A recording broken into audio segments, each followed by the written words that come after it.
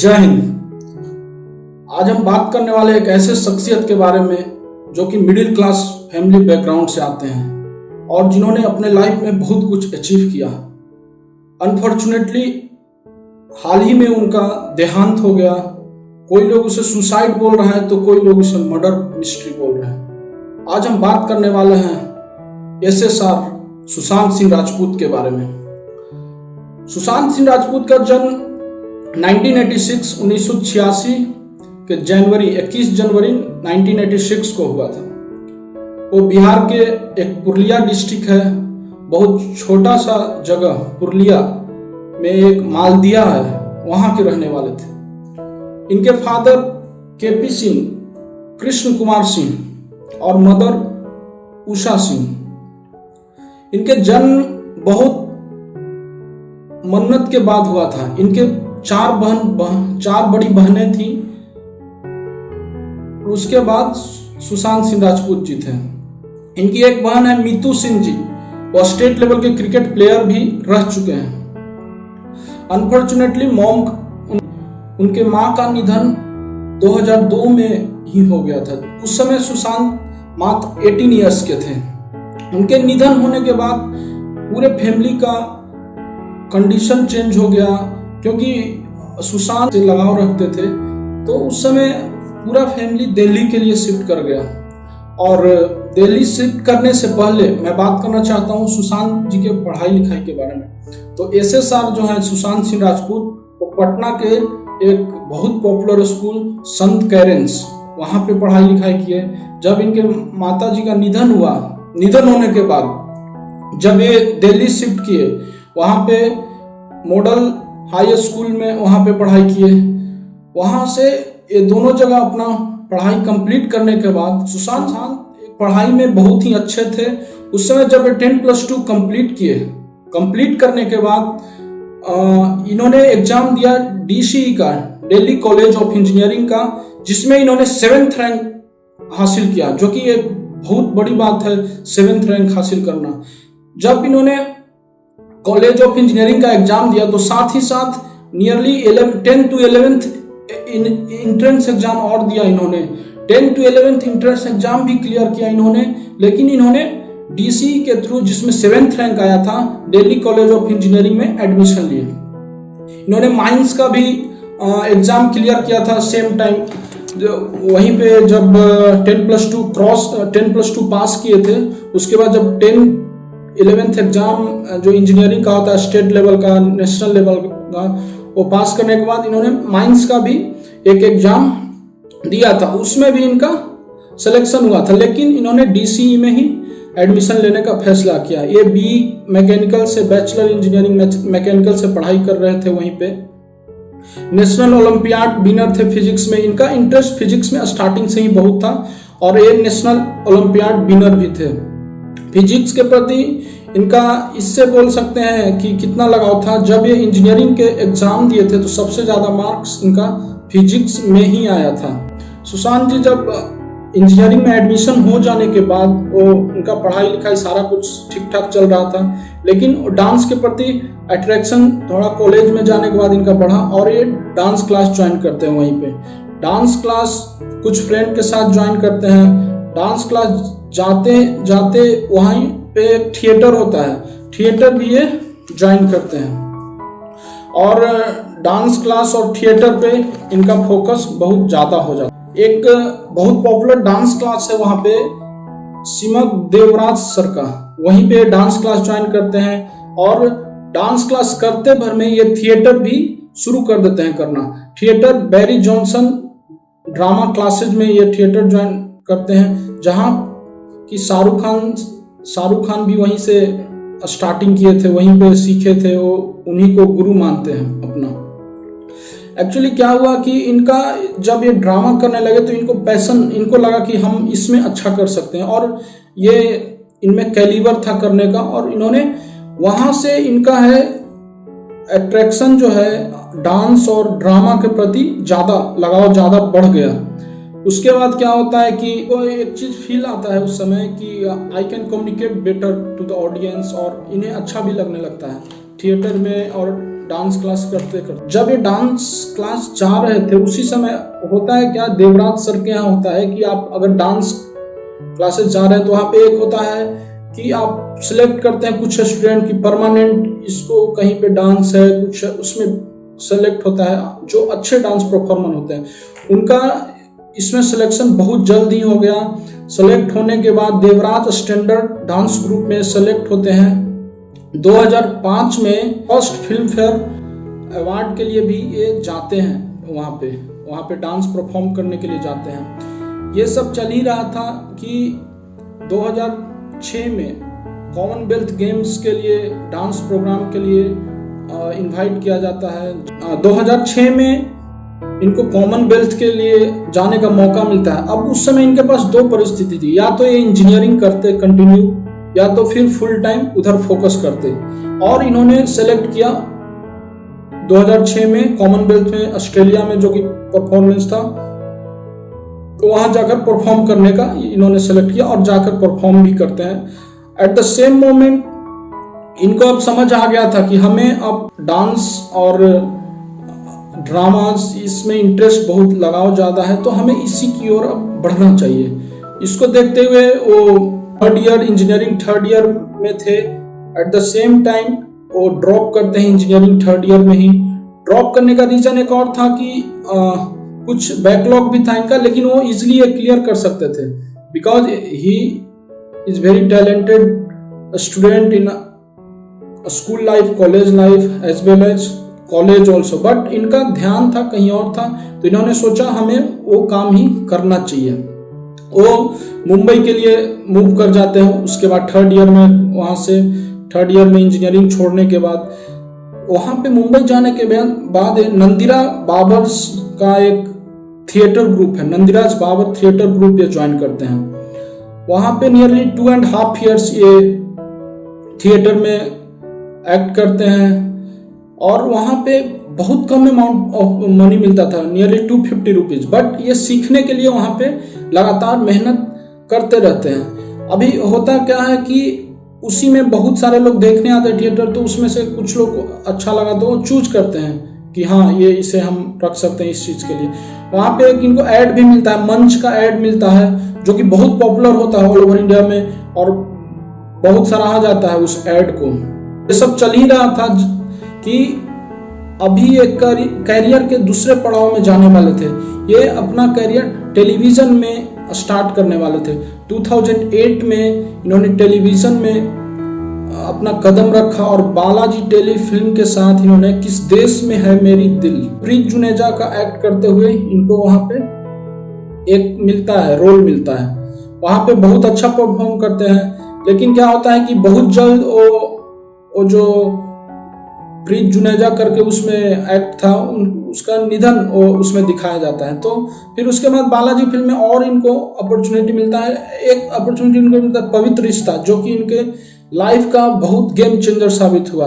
2009 में पवित्र रिश्ता इनको मिलता है और पवित्र रिश्ता स्टार्टिंग में मानव देशमुख करके इनको एक्ट करना रहता है। पवित्र रिश्ता में इनको as a best actor 3 award भी मिला, बहुत पॉपुलर हुआ वो।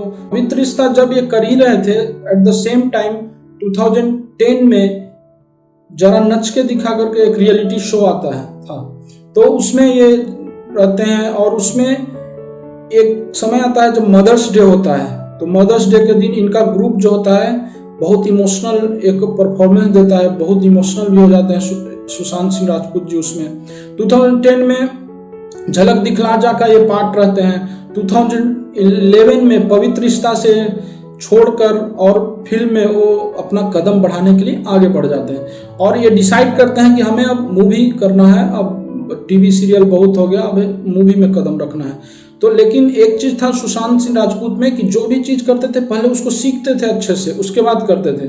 वो मूवी में जाने से पहले एक्ट सीखने के लिए फिर से एक बार फॉरेन कंट्री जाते हैं, वहां पे ट्रेनिंग लेते हैं, more than 1 year training, 9 month training लेने के बाद उसके बाद फिर से मूवी के लिए वो आते हैं। लेकिन क्या होता है कि इस बीच में पवित्र रिश्ता का लास्ट शो हो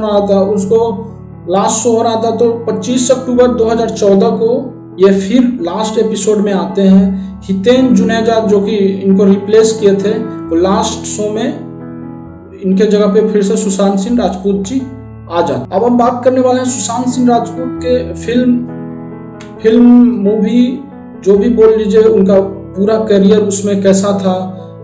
मूवी कहने के लिए आप बोल सकते हैं बहुत कम मूवी किए हैं, 10-11 मूवी, कुछ 9-10 मूवी किए हैं, लेकिन जो भी मूवी इन्होंने जिस मूवी में काम किया उस मूवी में जान डाल दिया था।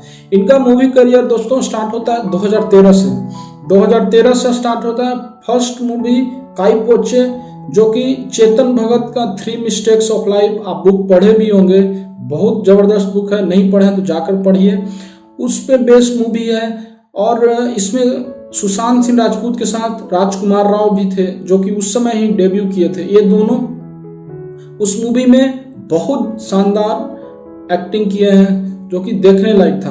पहला मूवी काई पोचे हिट रहा इनका। सेकंड मूवी शुद्ध देसी रोमांस यश राज फिल्म के बैनर तले था, और इसमें प्रणीति चोपड़ा इनकी को एक्टर थी। ये पूरा मूवी जो है राजस्थान के जयपुर में शूट हुआ था। इनका थर्ड मूवी था पीके में एक्चुअली बहुत छोटा सा ही रोल था इनका, लेकिन वो बोलते हैं ना कि एक 5 मिनट का भी रोल मिले, लेकिन एक्टिंग जिसका अच्छा है तो दिख जाता है। इसमें आमिर खान जी थे, अनुष्का शर्मा, राजकुमार हिरानी जी डायरेक्ट किए थे 2014 में। मूवी सुपर डुपर हिट रहा और इनका एक्टिंग भी बहुत सराहा गया था। फोर्थ मूवी था डिटेक्टिव ब्योमकेश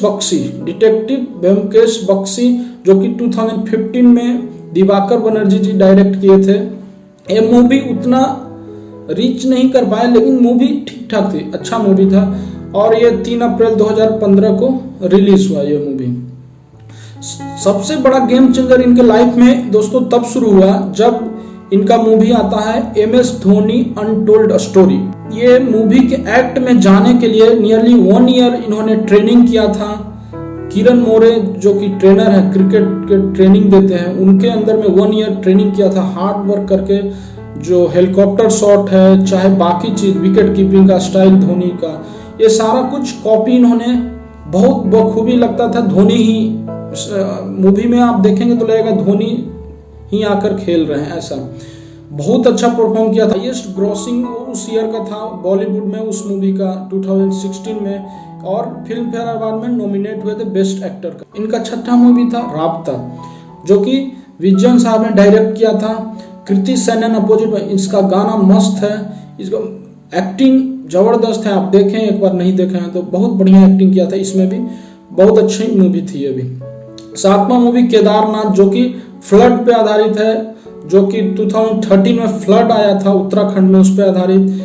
इनके को एक्टर थी इसमें सारा अली खान जी, और एक्टिंग बहुत अच्छा, इसमें दोनों ने बहुत बखूबी अच्छा एक्टिंग किया। सारा अली खान का डेब्यू मूवी था दोस्तों। इनका अगला 8वां मूवी था सोन चिड़ैया, जो कि एक्ट्रेस थी भूमि पांडेकर, और मनोज वाजपेयी जी का भी रोल था थोड़े देर के लिए।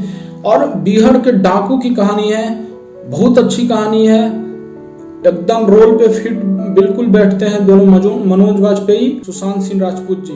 अभिषेक चौबे जी ने ये डायरेक्ट किया था मूवी। इनका 9वां मूवी है छिछोरे, जो कि नीतीश तिवारी जी ने डायरेक्ट किया, और नीतीश तिवारी जी के बारे में बोला जाता है कि इन्होंने IIT से पढ़ाई की है। उसके बाद दंगल डायरेक्ट किया है, जो कि बखूबी बहुत अच्छी मूवी थी। और जो छिछोरे मूवी है दोस्तों, वो टोटली बेस्ड है इंजीनियरिंग कॉलेज लाइफ हॉस्टल का।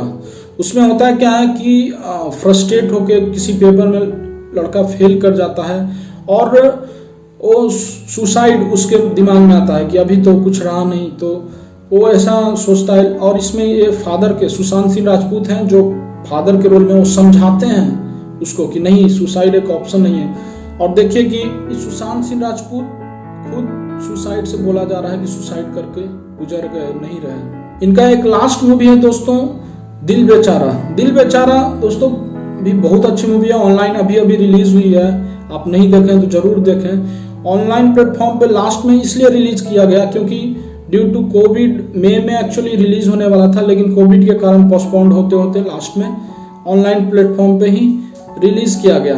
इनका अपकमिंग बहुत सारा प्रोजेक्ट चल रहा था अभी, चंदा मामा दूर के एक जो एस्ट्रोनॉट का था, वो भी एक मूवी था, उस पर काम चल रहा था। इसके लिए इन्होंने टेलीस्कोप वगैरह भी खरीद कर रखा था। पानी एक था, उस पर भी ये आगे में काम करने वाले थे एक बेहतरीन डायरेक्टर के साथ।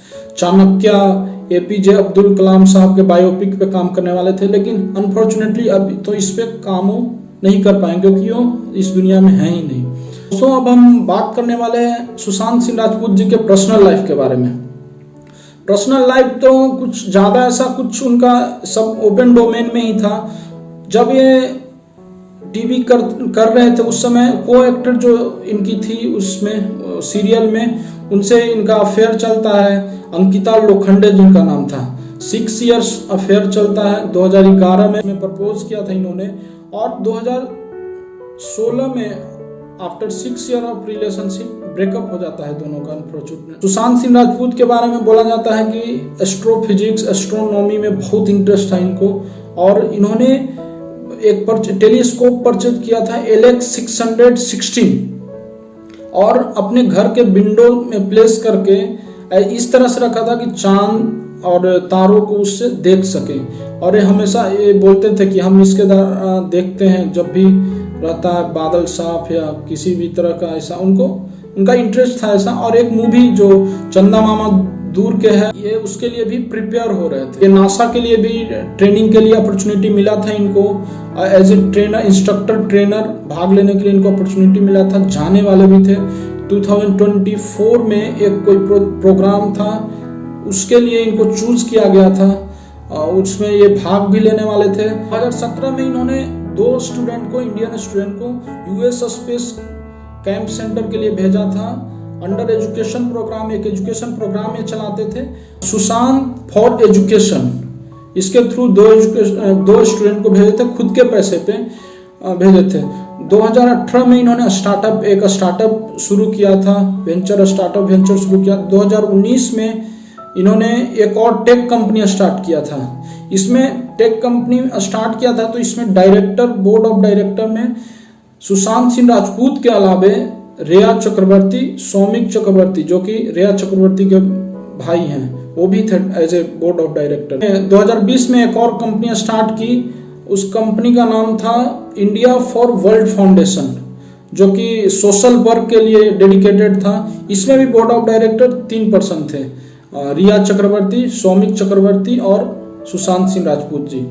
एक्चुअली जब इनका सुशांत सिंह राजपूत जी का ब्रेकअप हो गया था 2016 में, तो कुछ दिन के बाद इनके लाइफ में रिया चक्रवर्ती भी आ गई थी, लेकिन ओपन डोमेन में कोई एक्सेप्ट नहीं करते थे कि हम लोग रिलेशनशिप में। लेकिन इनके डेथ के 1 मंथ बाद 16 जुलाई 2020 को सोशल मीडिया पे रिया चक्रवर्ती एक्सेप्ट करती हैं कि एज ए गर्लफ्रेंड मैं उनके साथ रह रही थी। अब दोस्तों हम बात करने वाले इनके अवार्ड, जो अवार्ड मिला इनको।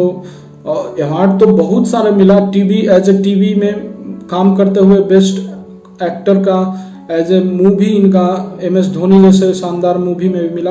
इनको एक अवार्ड मिला big star entertainment award best television actor के लिए, जो कि मिला था 2010 में। 2010 में फिर गोल्डन अवार्ड मिला best actor in lead role के लिए, best actor in lead role 2010 में मिला।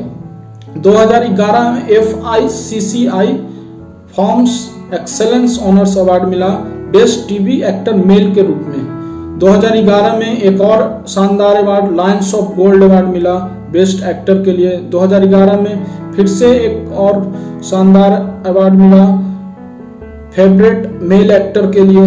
2014 में स्क्रीन अवार्ड मिला बेस्ट मेल एक्टर के लिए। 2017 में इंडियन फिल्म फेस्टिवल में इनको बेस्ट एक्टर अवार्ड मिला। 2010 में इंडियन टेलीविजन एकेडमी अवार्ड भी मिला। तो इस तरह इनको अवार्ड, बहुत सारे अवार्ड मिला था, और बहुत ग्रो कर रहे थे, अच्छा कर रहे थे, बहुत अच्छा परफॉर्मेंस कर रहे थे। और इनका मूवी देखने के बाद कुछ ना कुछ मैसेज, एक एज ए सोशल मैसेज मिलता था लोगों को। लेकिन अनफॉर्चुनेटली क्या हुआ कि वो तो अभी इस दुनिया में नहीं है, और 14 जून 2020 को 34 इयर्स के एज में बहुत सारे लोग सुसाइड बोल रहे हैं। अभी तक तो जांच चल रही है, और वो घर में पंखे में हैंगिंग मिले, जो वहाँ उनके दोस्त और उनके साथ में 3 और लोग रहते थे, उन्होंने देखा कि वो पंखे में सुसाइड कर लिए हैं। हुआ ऐसा, डेथ के बारे में बोला जा रहा है कि 8 तारीख को रिया चक्रवर्ती जो कि इनकी गर्लफ्रेंड थी, वो घर से झगड़ा करके चली गई थी।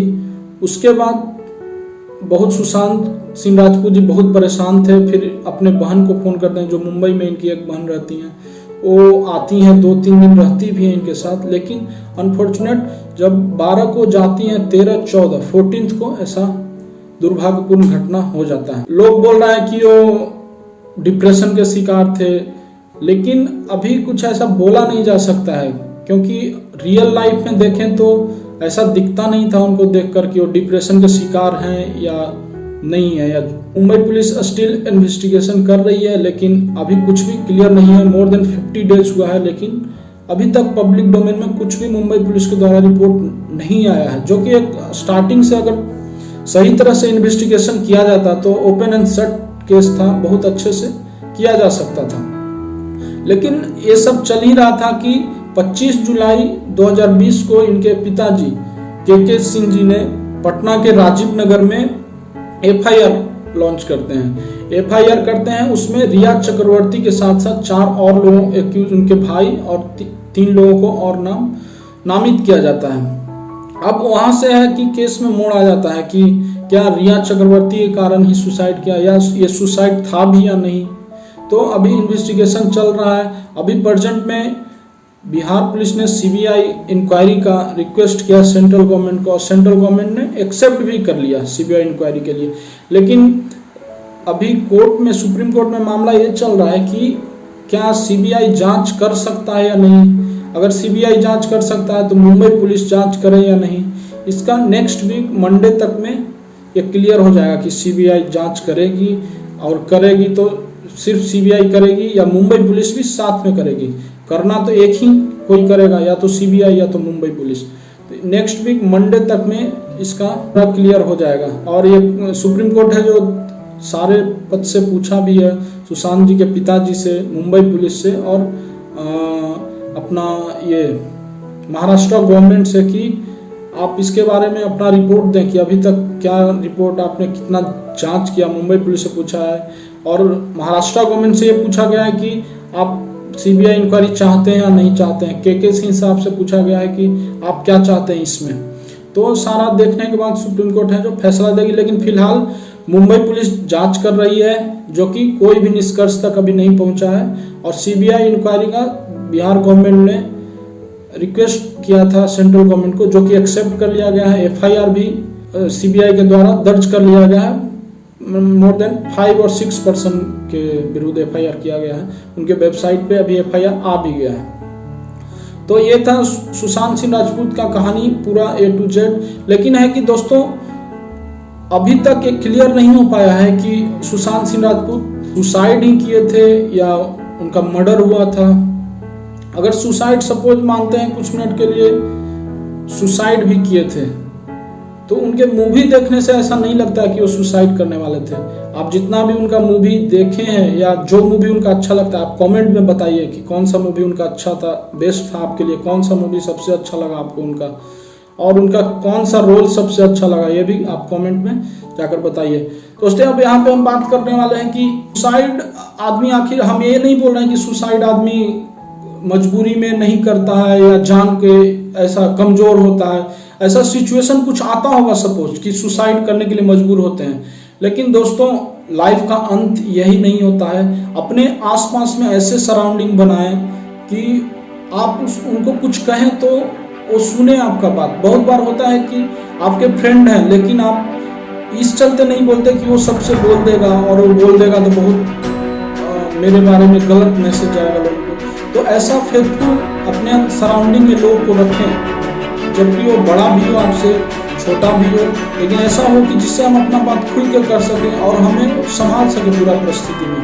तो ऐसा आसपास में लोग रहना बहुत जरूरी है, क्योंकि लाइफ दोस्तों कब किस मोड़ पे जाए किसी को नहीं पता। हम ऐसा नहीं बोल रहे हैं सुशांत सिंह राजपूत कमजोर व्यक्ति, बहुत स्ट्रॉन्ग व्यक्ति थे, बहुत जिंदा दिल इंसान थे, लेकिन अनफॉर्चुनेट उनके साथ एक घटना हुआ जो कि अभी क्लियर नहीं है कि क्या सुसाइड ही किए थे या कोई कोई गलत फॉल प्ले के द्वारा ऐसा हुआ है। We will miss always Sushant Singh Rajput, और उनका जो एक्टिंग है हम लोग हमेशा मिस करेंगे। लेकिन एज ए यंग हम लोग को ये जरूर सोचना चाहिए कि हम लोग अभी जहाँ पे रह रहे हैं, जिस फेक फ्रेंडशिप में रह रहे हैं, क्या वो सही है? अगर या तो अकेले रह लो, फिर इससे अच्छा दोस्त का कोई जरूरत ही नहीं है, अकेले आप मैनेज कर सकते हैं सारा कुछ। अगर कुछ लोगों के साथ रहें तो ऐसे लोगों के साथ रहें जो जरूरत पे आपके साथ खड़ा हो, और जरूरत पे आपको जब भी ऐसा मुसीबत हो तो एटलीस्ट इमोशनल सपोर्ट बहुत बड़ा चीज होता है। आप अकेले सारा कुछ कर सकते हैं, लेकिन इमोशनल सपोर्ट बहुत बड़ी चीज होती है। तो मैं यही बोलना चाहता हूँ दोस्तों, जहाँ भी रहें खुश रहें, स्टे स्ट्रॉन्ग। जय हिंद।